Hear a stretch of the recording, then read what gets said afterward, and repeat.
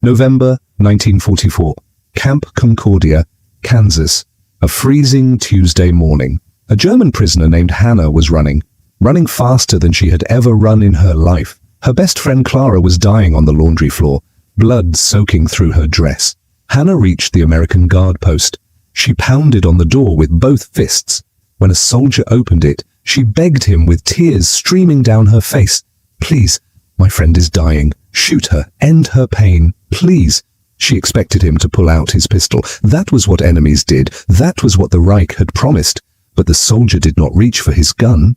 He reached for his radio. What happened next would take 8 hours. 8 hours that would shatter everything Hannah believed about Americans, about war, about humanity itself. What did the Americans do? Did they let Clara die? Did they waste precious medicine on an enemy? The answer will shock you. If you love powerful, true stories from history, hit that subscribe button right now and watch until the end. This story will change how you think about war, enemies, and what it truly means to be human. August 1944. The summer heat pressed down on the transport train like a thick blanket. Hannah stood near the window of the cattle car, gripping the iron bars with sweaty hands. Her eyes moved across the American countryside rolling past. She blinked, then blinked again. What she saw made no sense. Houses stood untouched, painted white, with neat little fences around green lawns. Children ran through yards, laughing, chasing dogs. Farmers drove tractors through endless fields of golden corn. The sky was clear blue. The roads were smooth and full of cars.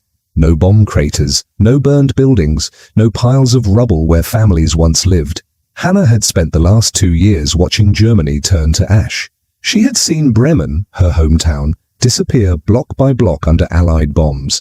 She had walked past bodies in the streets. She had smelled the smoke of her own neighborhood burning.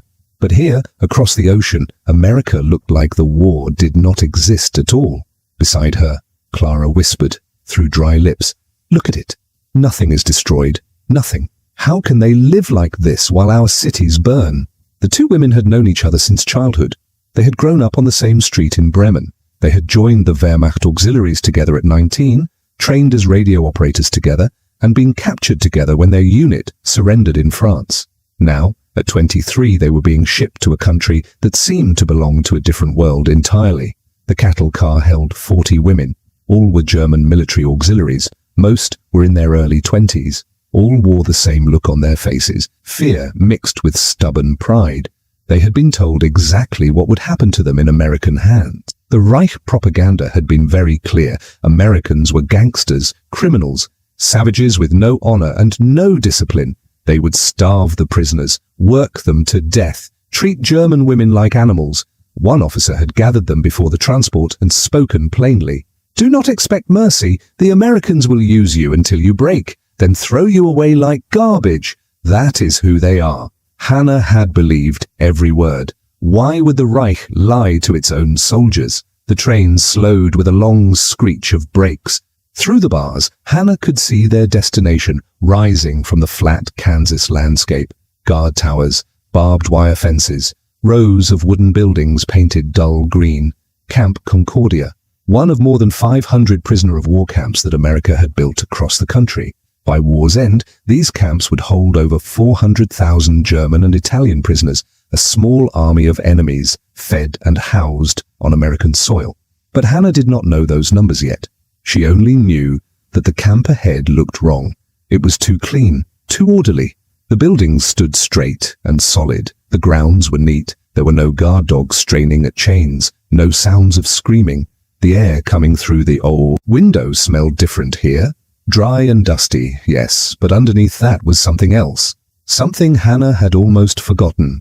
Meat, cooking meat, real meat. The smell drifted across the compound, rich and fatty, making her empty stomach clench with sudden, painful hunger. She had not eaten real meat in almost 2 years. In Germany, everything went to the soldiers at the front. Civilians survived on watery soup and bread made from sawdust. "Do you smell that?" Clara asked, her voice barely a whisper. "It must be for the guards," Hannah said quickly. "Not for us." But even as she spoke, doubt crept into her chest. Something was not adding up. The clean camp, the solid buildings, the smell of food. None of it matched what she had been promised. The train doors opened with a metal clang. American soldiers shouted orders. Out! Line up! Move! Hannah grabbed Clara's hand as they climbed down into the blazing August sun. Whatever waited for them inside those gates, they would face it together. She could not know it then, but the next few hours would begin to crack open everything she believed about her enemies. They marched through the camp gates in lines of 4. Hannah kept her eyes forward, her spine straight. She had been trained not to show weakness, but her hands shook. As they walked closer to the main buildings, that smell grew stronger. Cooking meat, fresh bread, the kind of bread with a crust that cracked when you broke it. Hannah's mouth watered so hard she had to swallow. She felt ashamed of her hunger. An American officer approached their group.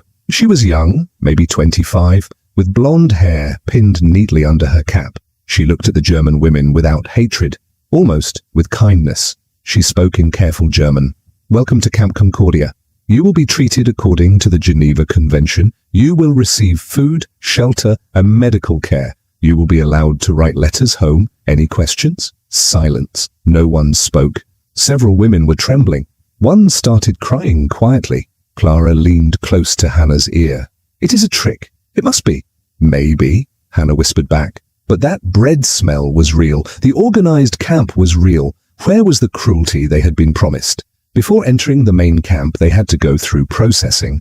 The building ahead had a red cross painted on the side, a medical facility. Hannah's chest tightened. Medical experiments. That was what happened to prisoners, right? She had heard whispers. I do not want to go in there, a young woman behind them said, her voice rising with panic. The American officer turned. It is just a medical check and shower, standard procedure for all new arrivals. Inside, the medical building was impossibly clean. White walls, proper equipment. American nurses in crisp uniforms moved between stations with calm efficiency.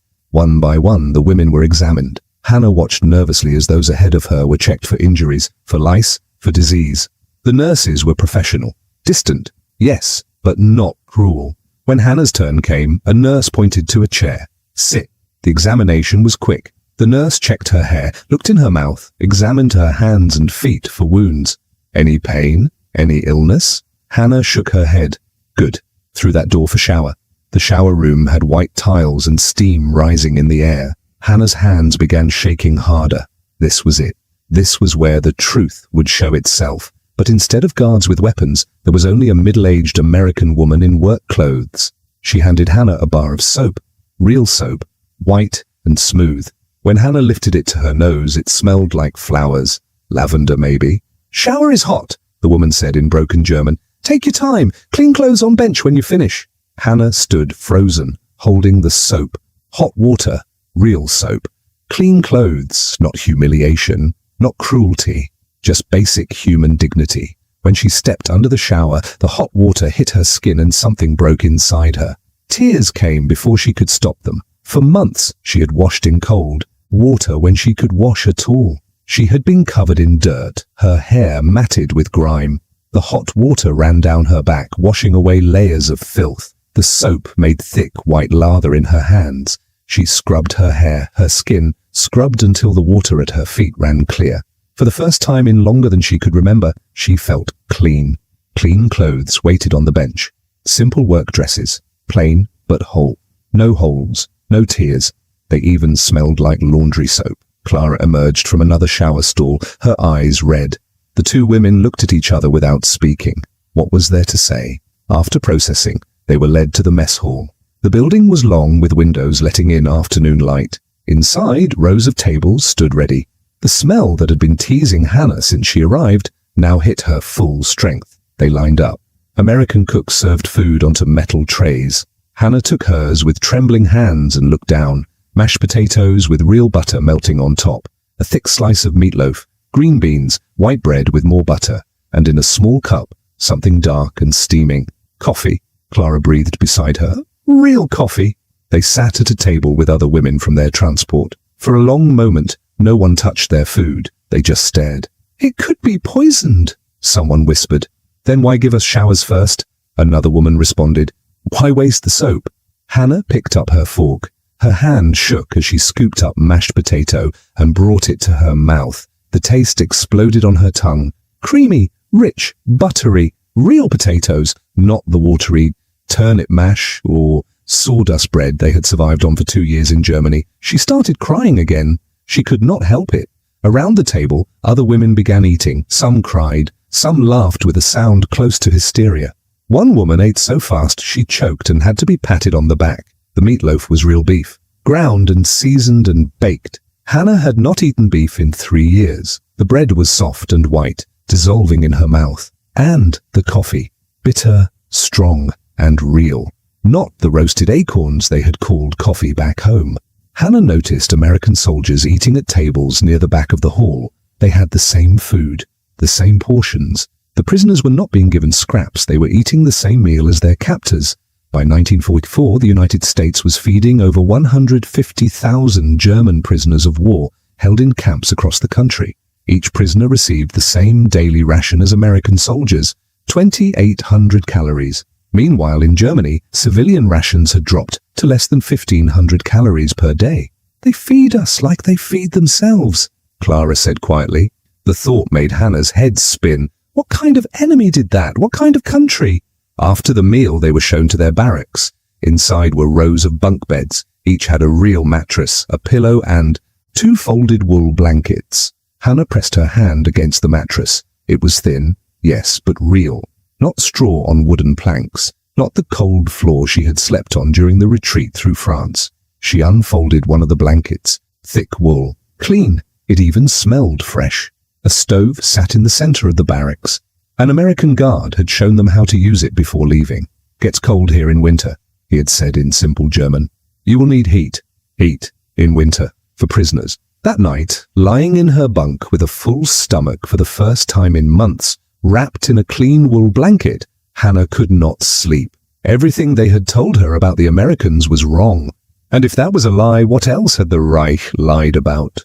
Wake-up call came at 6 in the morning, not with screamed orders or violence, but with a simple bell. The women dressed and lined up for morning roll call. Names were called. Attendance was taken. The process was efficient, but not harsh. No one was struck. No one was threatened. Breakfast was served at 7. Every morning the same impossible abundance. Oatmeal with brown sugar, toast with jam, eggs, coffee, always coffee, real coffee. After breakfast came work assignments. Hannah and Clara were assigned to the camp laundry facility. The work was hard, yes, their hands grew red and raw from washing uniforms for American soldiers. They scrubbed, rinsed, hung clothes to dry, folded them neatly. But here was the thing that made Hannah's brain struggle to understand. They were paid. Paid. In American money, 80 cents per day. Why would they pay us? Hannah asked Clara one morning, as they scrubbed stains from an officer's shirt. "We are prisoners. They could force us to work for nothing." An older woman working nearby answered. She had been a schoolteacher in Hamburg before the war. "Geneva Convention. It requires fair treatment of prisoners, including payment for work." "And they actually follow it?" Hannah asked. The teacher gave her a tired smile. Apparently, with their earnings, the women could buy things at the camp canteen. Small things. Luxuries they had not seen in years. Chocolate bars, cigarettes, extra soap, writing paper. The first time Hannah held enough coins to buy a Hershey bar, she stood outside the canteen for 5 full minutes, just staring at it. The brown wrapper, the name in English letters, chocolate, real chocolate. She had not tasted chocolate in 4 years. In Germany, all chocolate went to the military. Civilians got nothing. When she bit into it, the sweetness almost hurt. It melted on her tongue, rich and creamy. Her knees went weak. She had to sit down on a bench. Clara found her there, tears running down her face, half a chocolate bar in her hand. "I know," Clara said quietly. She held up her own Hershey bar. "I know." The days fell into routine. Breakfast at 7, work until noon, lunch, more work until 6. Dinner, then free time. Lunch was always substantial, soup and sandwiches, meat and vegetables. Dinner brought more of the same. Sometimes there was even dessert, apple pie, cookies, cake made with real sugar and real butter. After dinner, the women could write letters home, though American censors read them first. They could borrow books from the camp library. They could just sit and talk. On Sundays, there was no work. They could attend religious services if they wanted, Catholic or Protestant. The camp provided both. The routine became almost normal. That was what frightened Hannah most, how quickly she was forgetting what real captivity should feel like. 3 weeks after arriving at Camp Concordia, Hannah received her first letter from home. The envelope was thin, the paper inside thinner. Her mother's handwriting shook across the page, probably from cold or hunger, or both. Hannah sat on her bunk and read with trembling hand. Bremen was destroyed, her mother wrote. Their house had been hit in a bombing raid. Gone. Nothing left but rubble. She was living in a basement shelter with 6 other families. 15 people in a space meant for one family. There was almost no food except what ration cards allowed, and the rations had been cut again. A slice of bread per day, watery soup, sometimes potatoes if they were lucky. No heat, no electricity. Water came from a communal pump 2 blocks away, and they had to carry it in buckets. The letter ended simply, I am glad you are safe, my darling. Wherever you are, it must be better than here. All my love, Mutti. Hannah folded the letter carefully. Her hands would not stop shaking. Her mother was living in a basement, starving, freezing, and Hannah was here in America eating 3 meals a day, sleeping in a bed with blankets. She had bought chocolate yesterday. The guilt hit her like a physical blow. She doubled over, pressing the letter against her chest, trying not to scream. Clara found her an hour later, curled on her bunk, eyes red and swollen. Letter from home? Hannah nodded. Mine too, Clara said quietly. My brother is missing, probably dead somewhere in Russia. My little sister has tuberculosis, but there is no medicine left in the city.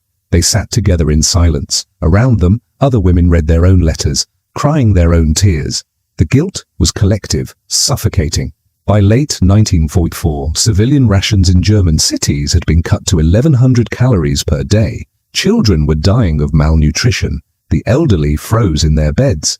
Meanwhile, German prisoners in American camps received 2,800 calories daily. Hot showers, medical care, heated barracks.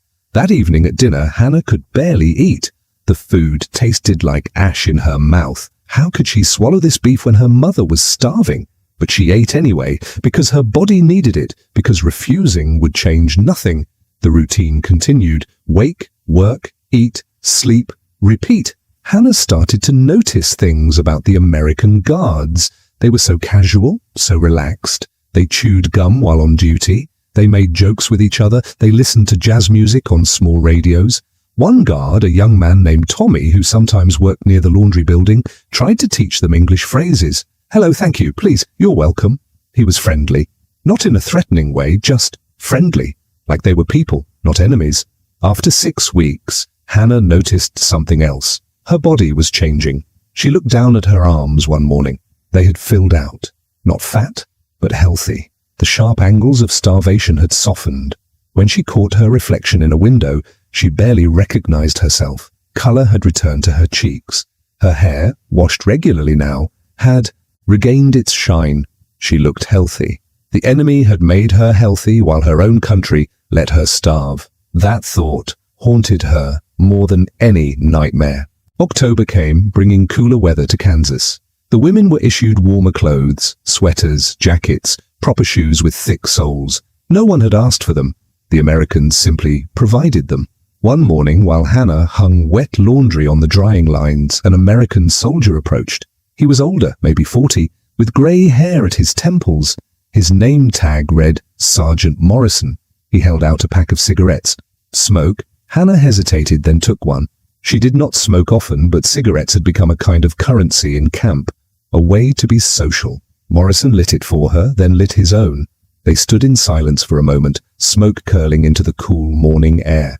Then Morrison spoke in careful German. You have family in Germany? My mother, Hannah said. In Bremen. Morrison nodded slowly. I have a daughter about your age. She is a nurse in France right now. The moment stretched between them. This man's daughter was treating wounded American soldiers. Hannah's countrymen were trying to kill those soldiers, yet here they stood, sharing cigarettes like normal people. This war is stupid, Morrison said suddenly. All wars are stupid, but this one especially. Hannah stared at him. In Germany, you did not criticize the war. You did not question. Questioning was dangerous. People disappeared for less. But Morrison had just done exactly that. An American soldier criticizing the war, and no one arrested him. He took another drag on his cigarette. You are young. You should not be here. You should be home, living your life. There is no home to go back to, Hannah said quietly. Bremen is destroyed. Morrison looked at her with something like pity. Yeah, war does that. He stubbed out his cigarette and walked away, leaving Hannah standing there with questions spinning in her head. Interactions like that became common as weeks passed. The American guards were not cruel. They were not even particularly strict. They did their jobs with tired professionalism, like men who would rather be anywhere else. Tommy, the young guard who taught them English, sometimes brought magazines. Life, Look, the Saturday Evening Post. The women gathered around them like children around a storybook. They stared at photographs of American life. The abundance shocked them. Page after page of advertisements, cars, refrigerators, washing machines, and food. So much food. Photographs of families gathered around tables loaded with turkeys, hams, pies, vegetables. Is this real? Clara asked one evening, pointing at a Coca-Cola advertisement showing a smiling family at a picnic. Do Americans really live like this? The school teacher from Hamburg studied the magazine carefully. America was not touched by the war like Europe was. No bombs, no invasion. They are still whole. Whole! The word hung in the air. Germany was shattered into pieces. America was whole. One Sunday, a group of American civilians came to the camp. Church ladies, someone said. They brought donations, blankets, books, knitted socks. An older woman with white hair approached Hannah. She pressed a pair of thick wool socks into her hands. For winter, she said in broken German. God bless you, dear. Hannah stood there holding the sock, tears running down her face. This woman, this enemy woman, had knitted socks for her, for a German prisoner, for an enemy. Why? That question was destroying everything Hannah thought she knew about the world. At night, after lights out, the women whispered in the darkness. They debated what it all meant. This is psychological warfare, one woman insisted. They are trying to break our spirits. By feeding us, another responded. By keeping us warm, what kind of warfare is that? The most effective kind, the first woman shot back. Because it is working. Look at us. We are forgetting who we are. Or maybe, the school teacher said quietly, we are remembering who we are supposed to be. Human beings, not soldiers, not tools, just people. The debates circled endlessly. No one had answers. Everyone had doubts. Hannah found herself watching the Americans more closely. How they moved through the world with such ease, how they joked and laughed, how black soldiers and white soldiers worked side by side. In Germany, there had been rigid hierarchies. Officers ate better than enlisted men. Party members had privileges others did not. Everything was about rank and race and who deserved what. But here, the system seemed different, looser, and it worked. The camp ran smoothly without the fear and brutality she had known. Maybe, Hannah thought, there was more than one way to organize a society, more than one way to be strong. The thought was dangerous, treasonous even, but it would not leave her alone. By late November, Hannah had been at Camp Concordia for 3 months. She had gained 12 pounds. Her hair was healthy. Her skin had color. She slept in a warm bed every night, and every morning she woke up feeling guilty for being alive and well, while Germany burned. But underneath the guilt was something else, something she was almost afraid to name. Relief. She was relieved to be here, relieved to be safe, relieved to be a prisoner. What kind of person felt relief at being captured by the enemy? It happened on a Tuesday morning in late November. Hannah and Clara were working in the laundry as usual. Steam rose from the washing basins. The air smelled of soap and wet fabric. Clara had complained of stomach pain the day before, but said it was nothing. Probably just ate something that disagreed with me. But that morning, Clara looked wrong. Her face was pale, almost grey. Sweat beaded on her forehead, despite the cold. Are you all right? Hannah asked. I am fine, Clara said, but her voice was strained. Just the pain is worse today. By mid-morning, Clara was leaning against the washing basin, gripping the edge with white knuckles. Her breathing came fast and shallow. Clara, you need to see the doctor. No, Clara shook her head. It will pass. I just need to... She never finished the sentence. Her eyes rolled back. Her knees buckled. She collapsed. Hannah caught her before she hit the concrete floor. She lowered Clara down as gently as she could, her heart hammering in her chest. Help! She screamed in German. Then in broken English, help! Please! Blood was seeping through Clara's dress, dark red, spreading across her abdomen. Hannah pressed her hand against the wound, trying to stop the bleeding. But she knew. She had seen this before during the chaotic retreat through France. Internal bleeding, probably a ruptured appendix. Without surgery, Clara would die. Slowly, painfully. And the Americans would never waste surgery on an enemy prisoner. Why would they? Better to end it quickly. Better to shoot her than let her suffer for hours.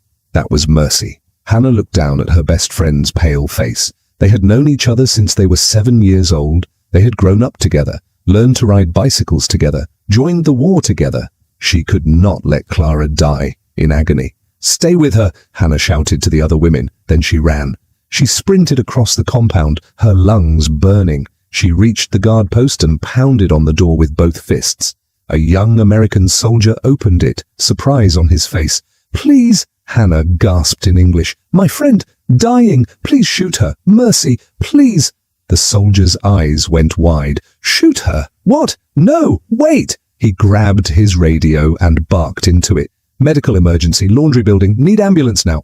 Within seconds, alarms were sounding across the camp. Not battle alarms, medical alarms. "Show me where she is," the soldier said. "Quick." Hannah stared at him, not understanding. Then it hit her. They were not going to shoot Clara. They were going to try to save her. The ambulance arrived in less than 3 minutes. 2 medics jumped out with a stretcher. Hannah led them to the laundry building where Clara lay on the floor, barely conscious. The medics worked fast, checking pulse, blood pressure, examining the wound. "Possible ruptured appendix," one said in English. "We need to get her to surgery, now." Surgery. The word hit Hannah like a punch. They lifted Clara onto the stretcher, started an IV line right there, wrapped her in blankets. Hannah followed them to the ambulance. "Please," she said to one of the medics, "can I come? She is my friend. She will be scared alone." The medic looked at the guard, who shrugged. "Need permission from the captain?" The captain arrived moments later. He looked at Hannah, then at Clara on the stretcher. "She can go," he said. Then he pointed at a guard standing nearby. "Davis, you go with them." The ride to the hospital in the nearby town of Concordia was a blur. Hannah sat in the back of the ambulance, holding Clara's cold hand. Clara's eyes fluttered open briefly. "Hannah," she whispered, "I am here. You will be all right. The doctors will help you." "Will they?" Clara's voice was so faint. "Why would they?" "I do not know," Hannah admitted, "but they are trying." At the hospital, everything moved even faster. Clara was rushed through doors marked surgery. Nurses surrounded her, taking vitals, preparing her. A surgeon appeared. He was older, maybe 50, with grey hair and steady hands. He looked at Clara's chart, then at Clara herself. "Ruptured appendix with peritonitis," he said to the nurses. "Prep or type and cross for blood. Let's move." Hannah grabbed his arm. "Please," she said in German, then tried in English. "Please help her. She is a good person. Please." The surgeon looked at her with something like compassion. He answered in careful German.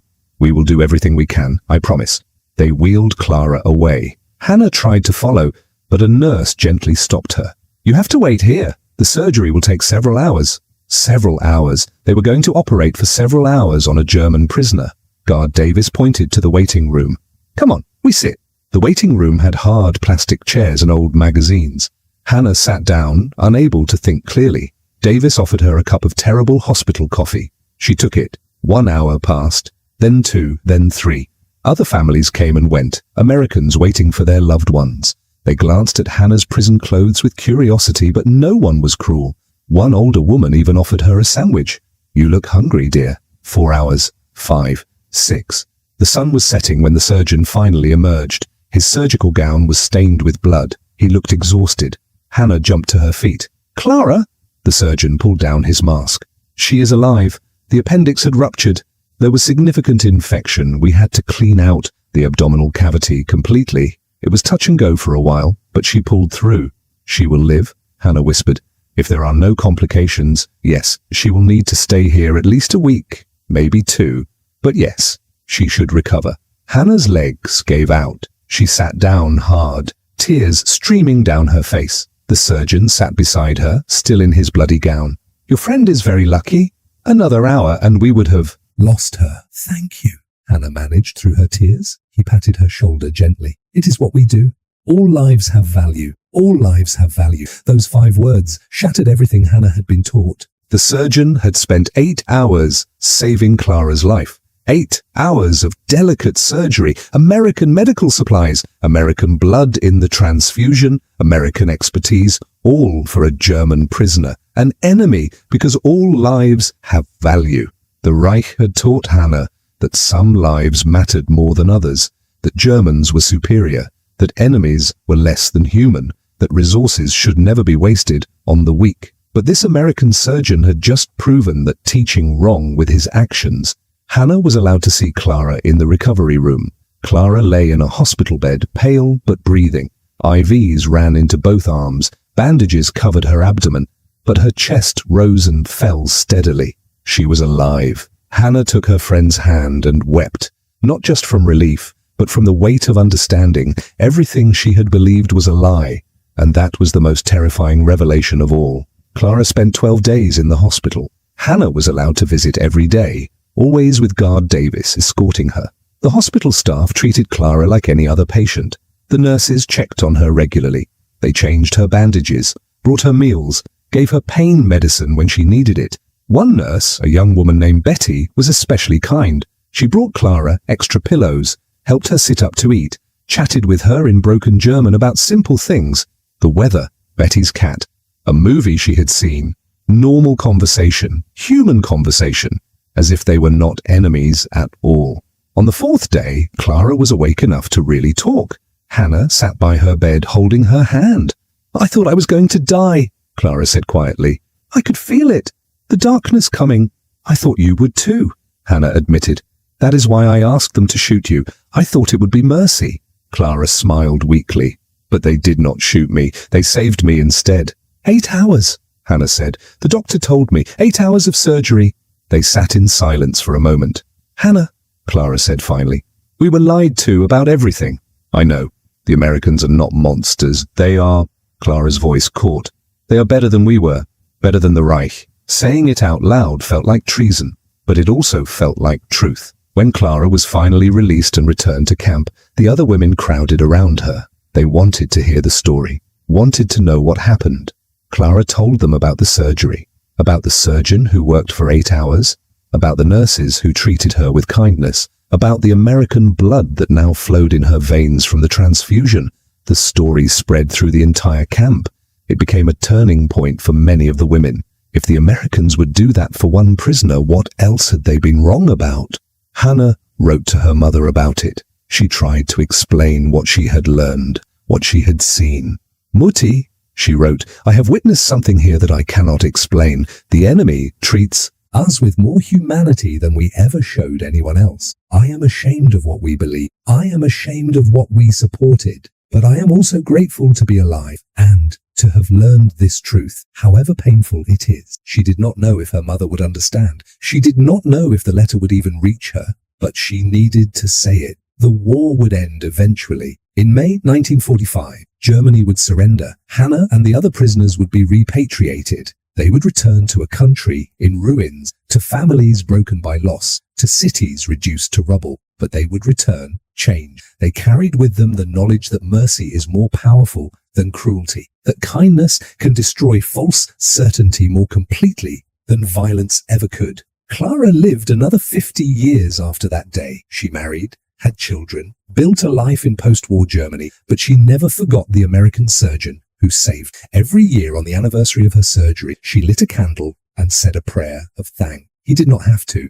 she would tell anyone who asked. "That is what makes it matter. He did not have to save me, but he did anyway, because in his world, my life had value even though I was." Years later, Hannah would tell her own children about the day Clara almost died, about running to the guard post and begging them to shoot her friend, about the 8-hour surgery that followed. "That was the moment," she would say, "when I understood that everything I had been taught was wrong. The Americans could have let Clara die. Why waste resources on an enemy?" They did not see her as an enemy. They saw her as a human being in need of help. And that, Hannah would tell her children, is the difference between civilization and barbarism. Not the weapons you have or the battles you win, but how you treat the helpless, how you treat your enemy. That simple plea, "Please just shoot her," became the moment when Hannah's entire world shattered and rebuilt itself. The Americans did not shoot Clara. They fought for 8 hours to save her life. They used their blood, their medicine, their expertise. Not because they had to, but because they believed all lives have value. For Hannah and the other German prisoners at Camp Concordia, that surgical theatre became a classroom. The soap, the bread, the blankets, those were small daily mercies. But 8 hours of surgery for a dying enemy, that was proof of something deeper. Proof that some nations, some people, operated by principles that transcended war. The greatest victories are not always won on battlefield. Sometimes they are won in hospitals, in acts of unexpected mercy, in decisions to treat enemies as human beings deserving of dignity. How we treat those in our power defines who we are. That is the legacy of those 8 hours.